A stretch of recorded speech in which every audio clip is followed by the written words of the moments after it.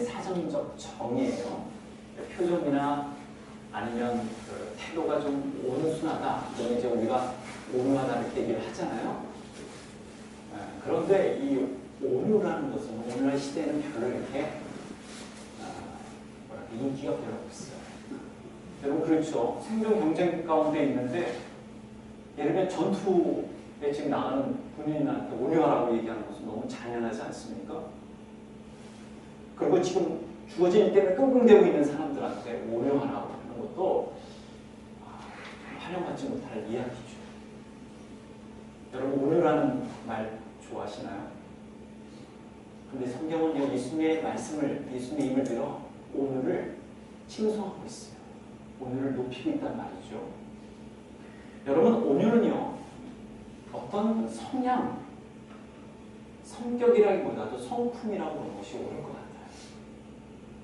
하나님의 은혜로 하나님으로 말미암아 닦여진 성품이 있죠. 왜냐하면 하나님의 백성들 가운데는 온유함이라는 성품이 있기 때문에 그렇습니다. 근데 오늘 본문을 우리가 보면 여러분이 읽으셨지만 우리가 같이 읽었지만 온유한 자는 복이 있나니 그들이 땅을 기업을 받을 것이며 이렇게 돼 있어요. 예를 들면 이렇게 하면 이렇게 될 것이다 라고 돼 있지 않아요. 가령 예를 들면 온유하십시오. 온유하라. 그러면 땅을 내가 주겠다. 그러니까 온유해야만 돼 라고 강조하시지 않으셨단 말이에요. 온유한 자는 복이 있습니다. 왜냐하면 땅을 기업을 얻게 될 것이기 때문에 그렇습니다. 이 현대인의 성경이 이렇게 이제 나오는 아주 담백하게 표현되어 있어요. 원인이 있고 조건이 있으면 내가 결과를 주겠다 이런 뜻이 아니라 온유한 자에게 주는 이 권면, 축복의 메시지자 약속의 메시지죠. 이게 참 독특해요. 이 팔복 자체가 다 독특하고 위대하지만 오늘 본문도 마찬가지입니다. 특히 여러분 온유함은요, 사람들 사이에서 나타나는 거예요. 여러분 그 사람이 까탈스럽다고 했을 때 여러분 옷을 입은 게 뭐 까탈스러운 옷, 뭐 이렇게 겉이 피부가 그래서 까탈스럽다고 얘기합니까? 아니면 엣지가 있어서 까탈스럽다고 얘기하는 게 아니잖아요. 그죠?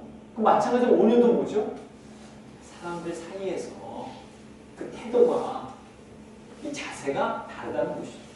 그 온유라는 것을 여러분 잘 이해가 안 되면 겸손함으로 생각하면 돼요. 왜냐하면 온유와 겸손함은 같이 가기 때문에 그렇습니다. 예수님께서 이렇게 말씀하셨잖아요. 나는 마음에 온유하고 겸손하니 그랬어요. 예수님께서 직접 나는 마음에 온유하고 겸손하니 이렇게 말씀하셨어요. 그러니까 예수님 당시에도요, 이 온유는요, 칭송받을지도 못했고 미덕도 아니었어요. 왜 그랬을까요? 여러분 예수님 당시가 어떤 사회였어요? 로마가 와서 압제했단 말이죠. 여러분 일제시대 때 우리 한민족이 겪었던 고초 여러분 뭐 역사적 물론이나 간접적으로 들어보셨잖아요. 사람들이 피폐해졌단 말이죠. 피해 심리가 굉장히 컸고요. 피의식, 복수 심리도 굉장히 컸을 거예요. 나한테 또 나쁜 짓이라도 한번 하면 내가 가만히 두지 않을 거야 라는 이 생각들이 있었던 것이죠. 그래서 예수님께서 그 당시에 사람들 가운데서 이미 자리 잡고 있었던, 몸에 배어 있었던, 체질 개선되어 있던 부분을 짚어내줬어요. 율법의 한 조항처럼. 너희가 또 너는 눈으로 이는 이로 갚으라 했다는 것을 들었으나 나는 너에게 이르노니 악한 자를 대적하지 말라. 누구든지 내 오른뺨을 치거든 왼편도 돌려대며 또 너를 고발하여 속옷을 가지고자 하는 자에게는 겉옷조차도 가지게 하며 누구든지 너를 억지로 우리를 가게 하거든 그 사람과 심리를 동행하고 내게 구하는 자에게 주며 내게 꾸고자 하는 자에게 거절하지 말라. 이게 마태복음 5장 38절부터 42절에 나오는 내용입니다. 앞서 말씀드린 것처럼 예전에 이 팔복 다음에는 팔복에 대한 부가적인 설명을 주님께서 해주셨다. 이게 산상순의 마태복음 5장부터 7장에 있는 내용이라고 말씀드렸잖아요. 이 부분도 마찬가지입니다. 그러니까 오묘함의 부분에서 확장해서 말씀해 주신 거예요. 그러니까 예수님 당시에는 이런 이야기들이요, 부지기수였을 거예요. 억울하게 뺨을 맞은 사건, 그죠? 부당하게 또, 왜냐면 로마 군인은 사람을 그 자리에서 징치해가지고 짐을 맡겨놓은 채 가게끔 하기도 했거든요. 그런 영악한 분들을 왜 못 만났겠습니까? 그리고 또 어때요? 그 속은 다 뻔한데 나름 또 아주 번지르하게 하거든요. 이거 속아줘야 되나 말아야 되나. 돈을 또 뽑았는데 갚을 생각을 안 하네.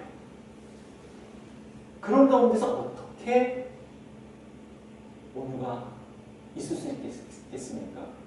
근데 이제 예수님께서는 그럼에도 불구하고 내어줘라, 손해봐라, 희생하라 이렇게 말씀하신 것이죠. 그러니까 여러분 이거는 하나님의 인도와 공급을 받지 않는 백성들 아니고서는 그대로 이렇게 지켜낼 수가 없습니다. 여러분 그렇지 않습니까? 아니 예수님 말씀대로 이렇게 하다가는 어떻게 내가 살아갈 수 있습니까? 그러니까 아마도 예수님의 이런 담백하고도 짧은 인상적인 말씀을 들으면서 사람들 가운데서는 짜증 섞인 반응도 나왔을 법해요. 예수님이 도대체 무슨 말씀하시는 거예요? 여러분 예수님은 모르셔서 이 말씀하셨을까요? 예수님도 이웃 가운데, 보는 가운데, 성장하신 가운데, 그리고 사람과의 대인관계 속에서 그런 사람들, 가까이 하고 싶지 않는 사람들, 남을 속이려드는 사람들, 왜 못 만나셨겠어요? 못 만나셨겠습니까? 그럼에도 불구하고 주님께서는 이렇게 야 가져, 더 대줘, 그냥 꺼줘, 기대하지 마 하고 말씀하시는 것이죠. 그러니까 때로는 하나님의 말씀은요 우리의 생활 속에서도 그렇지만 때로는 압박입니다.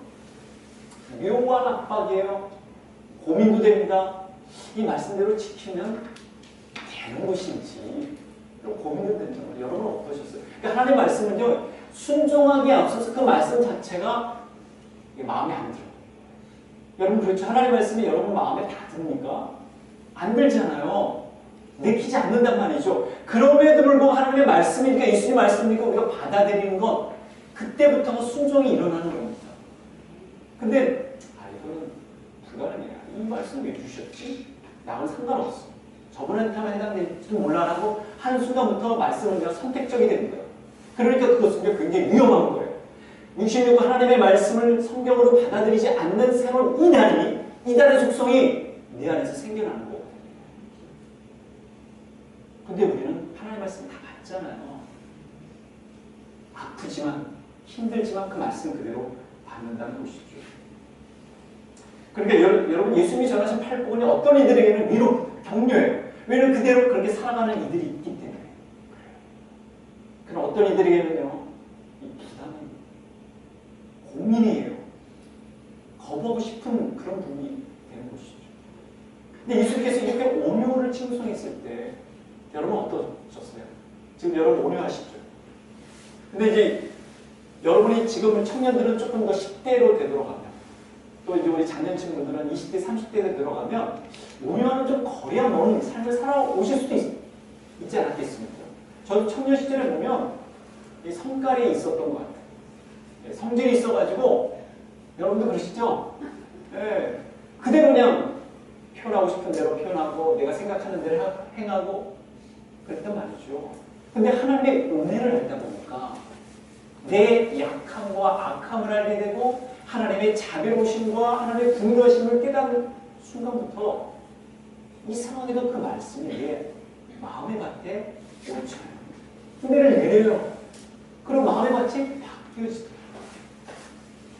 무엇이 생성됐을까요? 온유라는 성품이 생성이 됩니다. 이게 참 놀랍습니다. 여러분 예수님이 온유한 자들에 대해 칭송을 했지만 온유한 자들은 여전히 드뭅니다. 왜 드물까요? 온유하고 싶지 않기 때문이 아닐까요? 여러분 왜 온유하고 싶지 않을까요? 온유해지는 것은요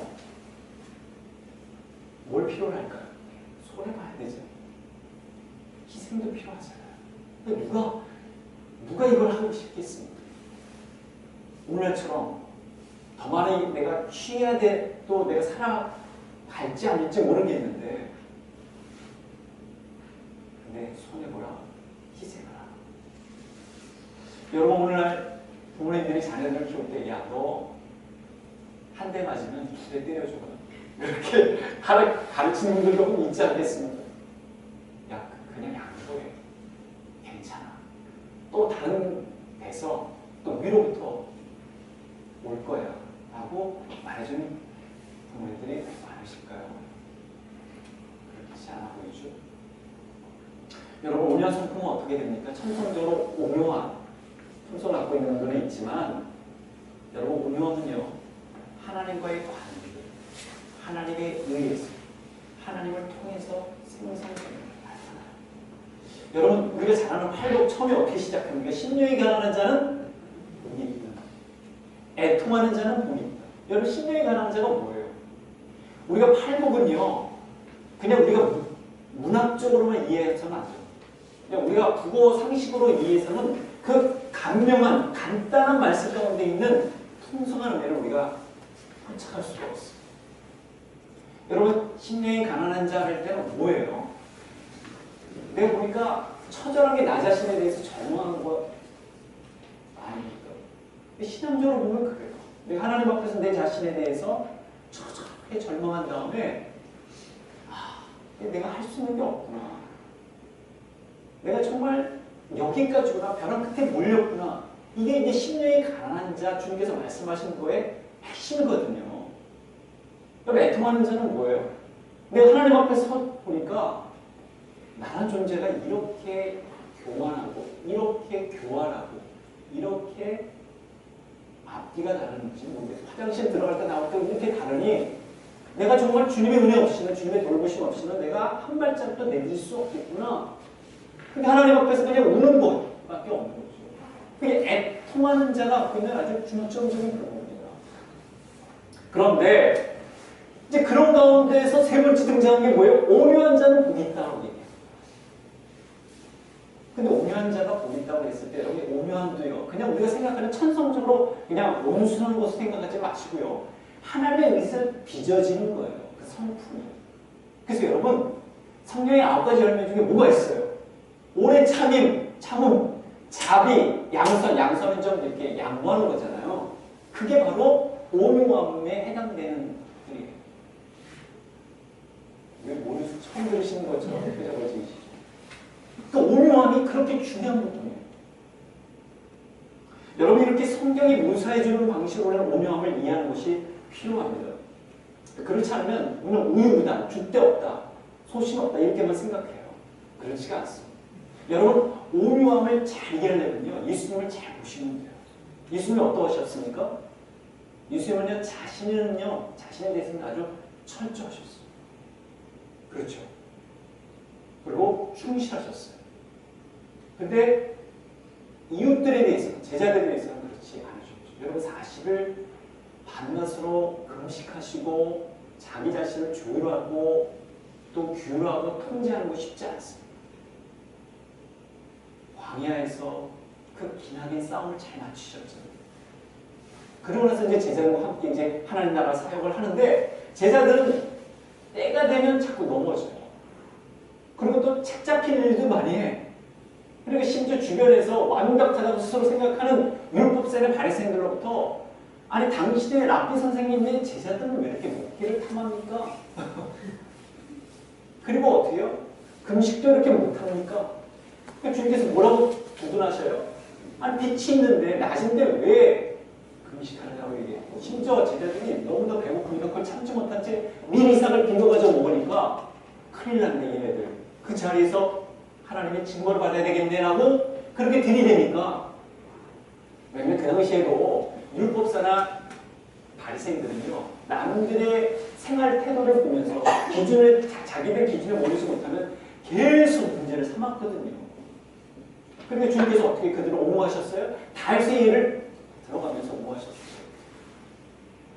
예수님께서 이제 마지막 제자들과 함께 할 때, 제자들과 함께 예수님과 함께 기도하기를 원하셨는데 제자들이 뭐 했어요? 풀풀 잠을 잤잖아요. 아니, 좀 상식을 벗어나는 행동을 했단 말이죠. 우리 같으면 이를 갈지 않았겠습니까? 어떻게 저럴 수 있어? 주님께서 이를 갈지 않으셨어요. 그런 면에서 예수님의 치아가 굉장히 저는 건강하셨다고 생각이 듭니다. 예수님은 오히려 그들을 안타까워졌어요. 율법 완성을 오신 예수님은요, 율법을 교묘하게 비트는 자들에 대해서는 아주 날카롭게 문제를 삼으셨지만, 율법을 잘 몰라, 생활적으로도 약해, 그런 사람들에 대해서 그렇게 문제를 삼지 않으셨어요. 여러분 모세를 기억하십니까? 모세에 대한 성경의 표현이 평가가 뭔지 아세요? 여러분 아마 들어보셨어요. 이 사람 모세는 오묘함이 지상에 있는 모든 사람들보다 옛날 성경은 승하다가 돼 있고 올해 더하다 이렇게 돼 있어요. 모든 사람보다 어떻게 더하더라. 이게 민수기에 등장하는 거예요. 그러니까 오묘함에 관해서는 타의 추종을 불허한다. 이게 누구에 대한 묘사라고요? 모세에 대한 묘사. 근데 그러면 진리에 관해서는요. 이게 다루했어요. 모세가 오묘했을 거 아닙니까? 그러니까 백성들의 웬만한 잘못이나 실수나 과언나 그런 것들은요. 눈감아 준 경우가 많았어요. 오묘함의 이제 특징이 아닙니까? 그런데 진리에 관해서는요. 그 부분이 어디서 등장하냐면 여러분 모세가 하나님과 대면합니다. 하나님부터 뭘 받죠? 십계명을 받아요. 그래가지고 40주 야로 하나님과 대면하면서 그 안에서 고도의 농축된 훈련을 하게 됩니다. 그러고 나서 주님께서 친히 써주신 그 돌판을 이거 등장해요. 그래가지고 그 돌판을 이스라엘 백성들에게 짠! 하면서 하나님께서 우리를 향해서 갖고 계신 놀라운 뜻들을 선보이려 할 즈음 모세 눈앞에 펼쳐진 광경은 무엇입니까? 백성들이 뭐 했어요? 예. 금으로 황금, 우상으로 숭배를 했어. 서로 만들어 놓고 그 앞에서 절을 하니 말하자면 이제 우리 젊은 시기적으로는 뚜껑이 열린 거예요. 너무너무 화가 나가지고요. 돌판을 어떻게 했어요? 돌판을 던져버렸어요. 여러분 돌판을 던진 장본인이 누구예요? 모세입니다. 근데 모세가 어떤 평가를 받아요? 다른 사람보다 오묘함이 왜 돌판을 던졌어요? 아니 그래도 하나님 보시는 앞에서 하나님이 신이 기록해 주신 돌판을 자기가 무슨 권한으로 무슨 권리로 던집니까? 근데 우상 숭배하고 있었잖아요. 이스라엘에서. 그 부분에 대해서는 돌을 던졌는데 주님께서 야 모세 너 오버했어 라고 얘기하지 한 대도 없어요. 그냥 다시 또 해주셨어요. 왜 그랬을까요? 모세의 심정을 주님께서 아셨기 때문에 그래요. 우상 숭배하는 부분에 대해서는 결연코 단연코 철저하게 되었기 때문에 주님께서 그것을 인정해 주셨어요. 여러분 예전에 여러분의 부모님들이 내가 컴퓨터 열심히 하고 있고 막 게임하고 있는데 또 주일날 너 지금 뭐 하고 있는 거야? 해서 만약 컴퓨터를 부셨다면 그건 합법적인 부시는 거예요. 스마트폰? 그래서는 안 되겠지만 여러분 혹시라도 부모님이 그렇게 오버를 하시면 모세도 돌파를 깨트렸는데 뭐 그러시는가 보다 이렇게 생각하시면 어떨까 싶습니다. 여러분 오묘한 자는요 하나님의 계명들 하나님의 말씀에 대한 중요한 부분들 그리고 우리들의 영원한 생명과 관련된 부분에 대해서는요 양보하지 않습니다. 아니 예를 들면 지옥에 가려고 하는데 하나님을 떠나려고 하는데 그래, 조금 그럴 수도 있겠지 기다려줄게 라고 어떻게 얘기할 수 있겠어. 물에 빠져 죽고 있는데 그렇지 조금 어떻게 누가 좀 모르나 이게 오묘함이라고 얘기할 수 있겠어요. 그렇지 않죠. 단호하고 철저해야 되겠죠. 그게 바로 오묘한 자의 특성입니다. 우리는 예수님을 통해서 모세를 통해서 아는 부분입니다. 그러니까 여러분 그런 본질적인 부분들에 대해서 우리가 확보해야 되지만 오늘 영상을 본 것처럼 비본질적인 부분들을 그래서 어떻게 해요? 지혜롭게 필요한 거예요. 양보도 필요한 거예요. 불신자들의 마음을 얻기 위해서는 인품도 필요한 겁니다. 그게 바로 오묘함의 특성입니다. 그런데 제가 이제 생각이 나는데 예전에 바로 드림 센터를 이제 시작했잖아요. 거기 이제 사무실에 인터넷선을 이제 깔아야 되기 때문에 인터넷 기사를 왔어요. 근데 그렇게 복잡 보이지 않는데 첫 번째 와가지고 못하더라고요. 지금 줄이 어딨지? 다음에 오겠습니다. 두 번째 와서 줄을 해야 이게 왜 안 되지? 근데 세 번째 또 오는 거예요. 세 번째 올 때는 약간 짜증이 나더라고요. 아니 한국이 그렇게 발달됐다는데 왜 이 기사를 읽고 잘못 보이는데? 그러면 세 번째 됐을 때 이런 생각이 든다고. 무슨 뜻이 있나? 그래서 결혼했어요? 아니 못했어요. 그럼 점심은 어떻게 해야 합니까? 그럼 왜 주일마다 점심 먹어요? 쌀 올래요? 그때 옆에서 이제 아내가 거들었어요. 오늘 온다고 하더라고요. 근데 정말 왔어요. 점심시간에 왔어요. 같이 먹었고 또 저희 집에도 초대해가지고 같이 식사를 했어요. 그 이름 일본에 가서 아직 연락이 안 와요. 김경민입니다.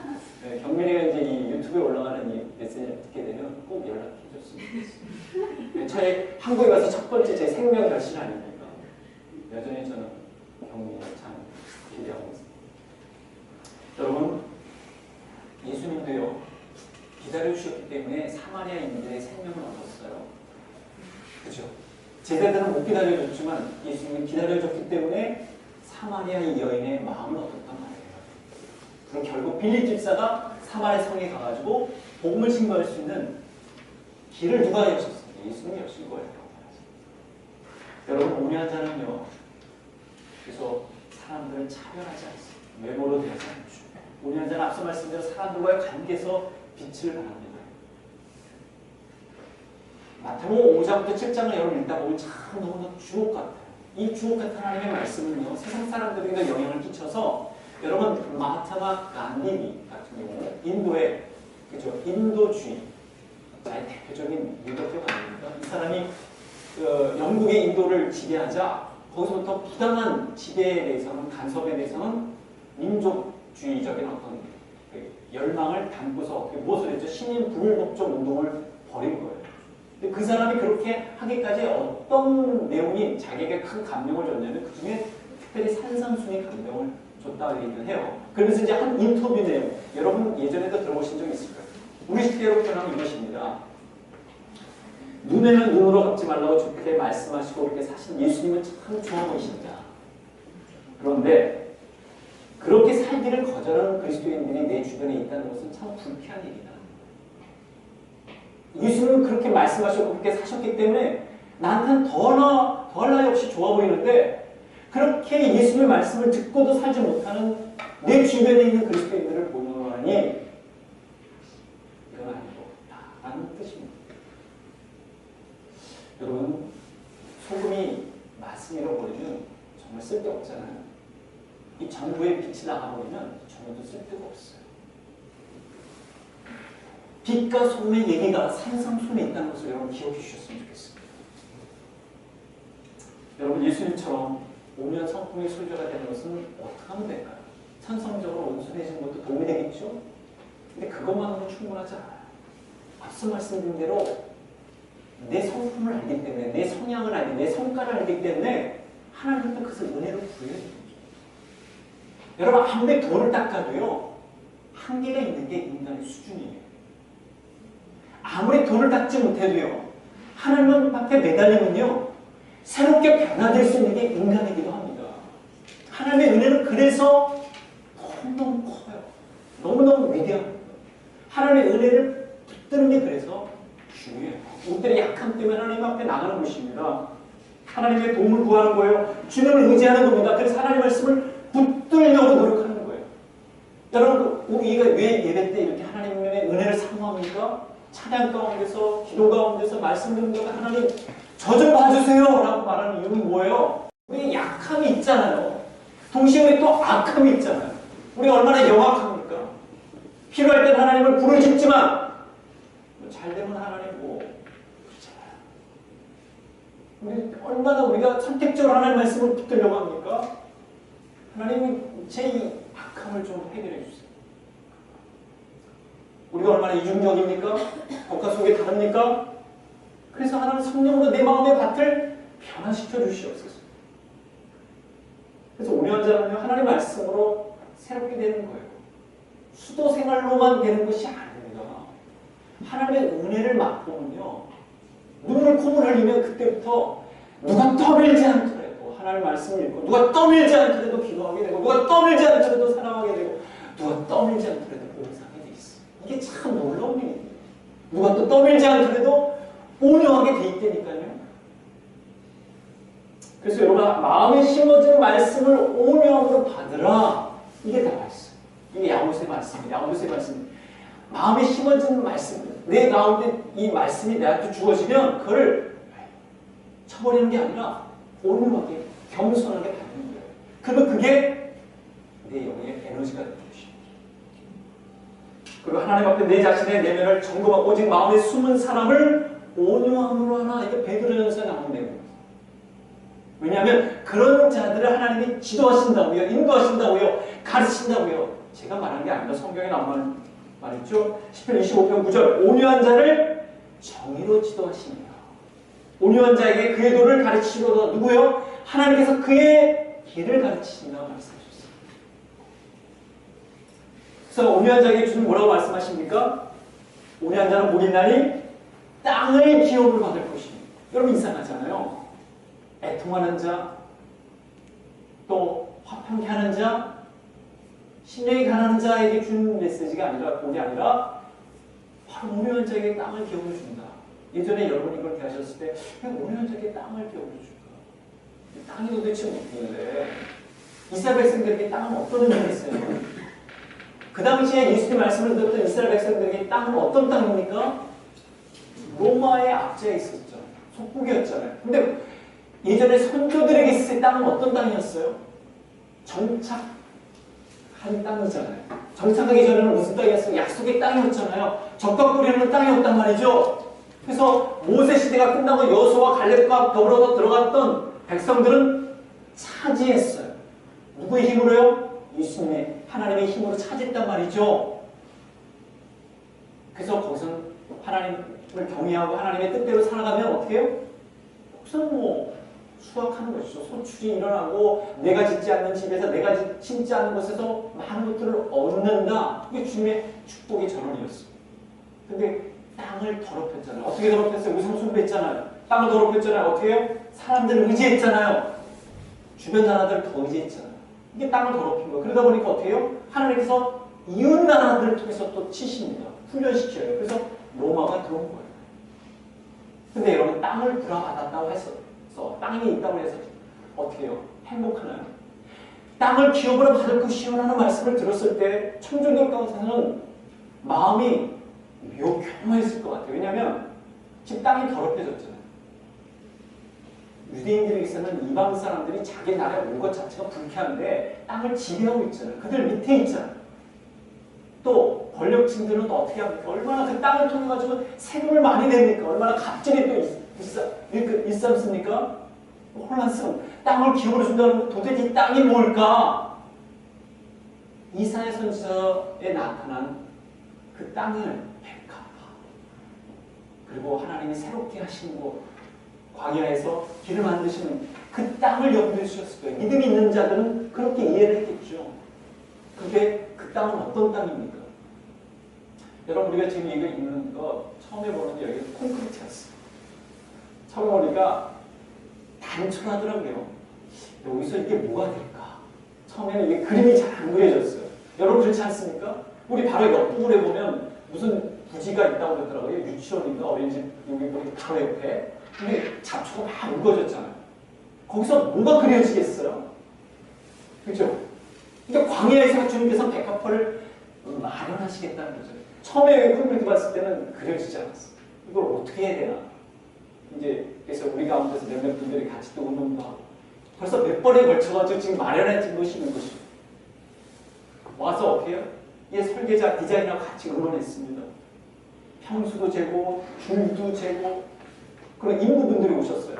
이분들이 또 잘 하실 수 있도록 음료수도 깎아가지고 드실 수 있도록 하고 매일 와가지고 이게 잘 되나 안 되는지 보고요. 근데 여러분들이 기도로 또 참여해 주셨고요. 정성으로 또 보태 주셨고요. 그래서 여기까지 왔어요. 근데 정말 다르잖아요. 여기 살만하지 않습니까? 예배드릴 만하잖아요. 우리 굿모닝 홀이라고 부릅니다. 너무 놀랍죠. 2개월 전만 해도 1개월 반 전만 해도 누가 이걸 상상했겠어요? 근데 땅이 있으니까 이게 되더라고요. 근데 여러분 이 땅은요. 우리가 여기에 사용하지만 여기는 월마다 이 오너한테 뭔가를 줘야 돼. 부담스럽지만 이 땅이 갖고 있는 한계예요. 하나님 나라에 그런 게 없겠죠?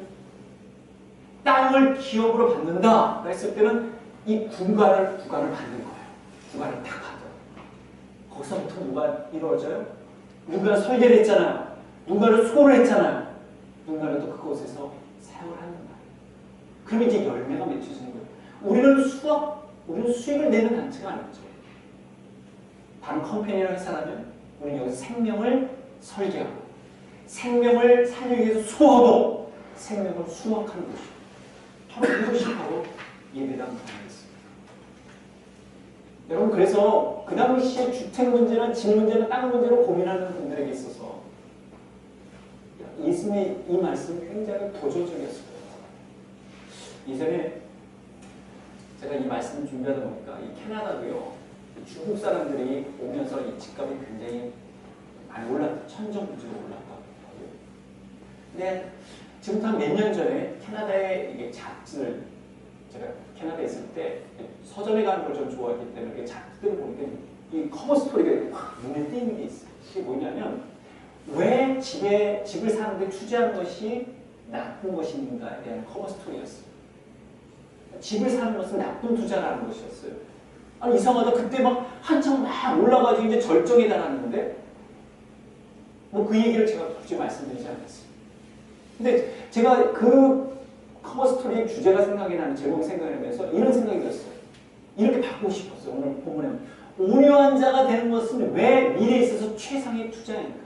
이렇게 완전히 바꾸고 싶어요. 온유한 자가 되는 것이 왜 우리의 미래에 있어서 최상의 투자인가? 예수님 말씀 때문에 그래요. 예수님께서 뭐라고 말씀하셨습니까? 온유한 자는 복이 있나니 그들이 땅을 기업으로 만든다. 여러분, 땅을 기업으로 만든다는 것이 굉장히 놀랍지 않습니다. 우리가 태어날 때부터 땅을 쥐고 들어갔나요? 살다 보니까 청원도 있고 가정도 있는 곳이고, 물론 월세, 전세 힘들게 사는 분들도 있지만 그래도 내 터져 있는 곳이잖아요. 근데 성경이 정말 말하는 바는, 예수님이 말씀하신 바는 뭐예요? 그 땅이겠습니까? 영원한 천국에서의 도성에서의 땅이겠지만 우리 마음밭에서 일어난 땅 아니겠습니까? 마음밭이 어떻게 회복이 됐어요? 하나님이 지배하시고 하나님이 통치하시는 곳이 돼서, 하나님이 역사하시는 곳이 돼서 얼마나 놀랍게 변화될 것입니다. 그래서 여러분, 성령의 9가지 열매 중에 아까 기억해 주신 것처럼 뭐예요? 성령의 열매, 이 마음의 밭이, 우리 내면의 마음의 밭이 무엇이 나타난다고요? 오래 참음, 자비, 양성과 같은 품성으로 바뀐다고요. 그 크리스찬이 돼서 이 온유함이 등장하는 것은 뭐예요? 하나님이 나와 지금 긴밀한 관계를 맺고 있고, 내가 하나님의 품성을 지금 카피하고 있구나, 잘 나타내고 있구나. 자녀를 보면 누구를 알 수 있어요? 부모를 알 수 있잖아요. 우리를 보면 누구 알 수 있어요? 주님을 알 수 있단 말이에요. 주님은 그렇게 보란 듯이 그의 자녀들이 세상 가운데, 일터 가운데, 집안 가운데 나타나는 원하시죠. 단지 교회뿐만 아닙니다. 일터가 얼마나 중요합니까? 가정이 얼마나 중요합니까? 여러분 관계가 얼마나 중요합니까? 그 가운데서 오명을 나타내라는 것입니다. 근데 여러분, 온유한 자들이 갖는 게 너무나도 크더라고요. 제가 이 성경 말씀을 쭉 묵상하면서 보니까, 여러분 이 구절을 여러분 아실 거예요. 무슨 일을 하든지 마음을 다해 주지 않다고. 이 구절 아시죠? 무슨 일을 하든지 마음을 다해 죽게 하고 사람에게 하지 마라. 이런 기업에서는 죽게 받을 줄 알니 그랬는데, 여러분 한번 생각해 보세요. 모든 사람에게 죽게 하는 사람은 어떤 사람이에요? 온유하지 않는 것입니다. 아니, 그렇지 않겠어요? 나보다 직급도 낮거나, 나보다 연령도 낮거나, 나보다 좀 이렇게 못한 사람한테, 모든 사람에게 대하여 죽게 하는 사람은요, 온유하지 않고서, 온유한 성품을 갖지 않고서는 불가능한 것입니다. 근데 그렇게 행할 때 어떻다고요? 그게 바로 주님이 다 카운트 하신다는 겁니다. 그리고 그에 맞춰서 하나님이 상을 주시겠다. 우리가 어렸을 때 부모님부터 받았던 상, 선생님으로부터 받았던, 주변 분들로부터 받았던 상이 뭐예요? 잘 자랐네. 성품이 아주 좋네. 아주 그게 잘 따라주네. 그런 거 아닙니까? 우리 하나님 말씀도 마찬가지죠. 그렇게 됐을 때, 죽게 하듯 했을 때 주님 그걸 기뻐하시는 거예요. 왜 그럴까요, 여러분? 아니, 온유한 자가 계산하겠어요? 온유한 자는 뭐예요? 손해보잖아요. 희생하잖아요. 제 앞가림도 못 가린단 말이에요. 그럼 누가 도와줘야 됩니까? 누가 뒷받침해줘야 우리 주님이 뒷받침해 줘야 된다는 것을 주님도 아시는 거예요. 여러분 그것으로 끝나지 않아요. 여러분 예수님께서 비유를 하셨어요. 주인이 이르되 이러면 우리가 문화 비유에 대한 달란트 비유 중에 이런 부분 여러분 들어보셨을 거예요. 주인이 이르되 착한 종이여 내가 지극히 작은 것에 충성하였으니 너에게 10본을 맡기겠다. 여러분 지극히 작은 일에 충성하는 사람이 어떤 사람이에요? 이게 오묘한 사람이에요. 오묘하지 않고는요 못해요. 얼마 전에 예담이가 이제 직장 사는데 직장에 대해서 막 굉장히 철저하고 뭐 시간 흘려 이런 것들 다 하더라고요. 근데 이제 교회를 관련해서 살짝 잊어버렸어요. 그래서 제가 살짝 관련된 이제 그걸 비침을 비쳤는데 정신을 딱 차리는 거예요. 아 그렇지. 내가 주님의 일인데 회사 일을 못지않게끔 내가 생각해 보지 못했구나. 신자는요 다시 교정됩니다. 여러분 우리 주님이 사실은 최고로 높임을 받아야 되는 건 아닙니까? 직장에서 일을 소중합니다. 근데요 신앙적인 일과 소중해요. 오는 사람은요 자신의 작은 일을요 소중해요. 왜냐하면 그걸 주님이 보시거든요. 예수님의 온유를 쫓아가는 의미죠. 예수님의 그래서 성경이 뭐라고 얘기합니까? 그러므로 너희는 하나님이 택하사 거룩하고 사랑받는 자처럼 옷을 입어야 된다고 해요. 예, 크리스찬들이 입는 브랜드입니다. 한번 들어보세요. 궁율, 자비, 겸손, 오래, 온유, 오래 참는다고 했어요. 그래서 옷 입고라고 했어요. 이런 온유함으로 옷을 입고 계십니다. 온유한 자인데 하나님은 손을 걷어붙이시고 온유한 자를 채워주셔야 합니다. 온유한 자는 자신의 일을 악간행하지 않기 때문에 하나님의 돌보신 가운데 살아갈 수밖에 없기 때문에 하나님이 채워주시려 하는 것이죠. 위로부터의 공급이 필요하다는 것을 아시는 것입니다. 성경 말합니다. 여호와를 바라고 그의 도를 지키라. 그리하면 내가 땅을 차지하게 하실 것이다. 온유한 자들에게 뭘 주셔요? 하나님의 기업을 주십니다. 온유한 자들에게 상속을 허락하시며 온유한 자들에게 유업을 주셔요. 이게 하나님의 법칙입니다. 온유한 자는 그래서 복이 있나니 저희가 땅을 기업으로